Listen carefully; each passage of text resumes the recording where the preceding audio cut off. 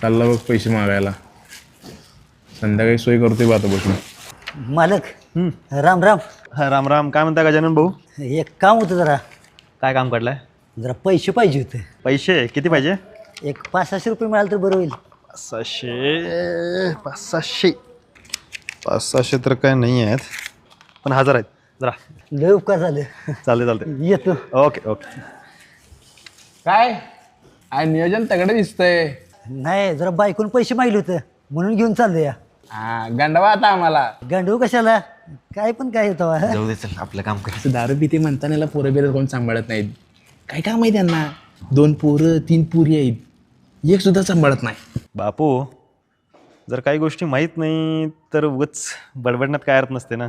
तुला माहिती आहे, ज्यावेळी माझ्या वडिलांनी हे व्यवसाय सुरू केला का नाही, तेव्हापासून ते येत आहेत. मालक सगळं बरोबर आहे.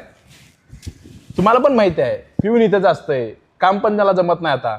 आणि तुम्ही त्याला मागाल तेव्हा पैसे देत आहे. बरोबर आहे तुझं. त्यांची मुलगी परवाच MPSC एक्झाम क्रॅक केल्या. आज चांगल्या पदावर आहे, सरकारी जॉब आहे तिला. त्यांची 2 मुली इंजिनियर आहेत, एक मुलगा अपंग आहे, एक मुलगा पोलीस खात्यात आहे. आणि ह्या सगळ्या मुलांचा खर्च ते इथूनच राबून इथूनच कर्ज घेऊन त्यांना लहानाचं मोठं केलं.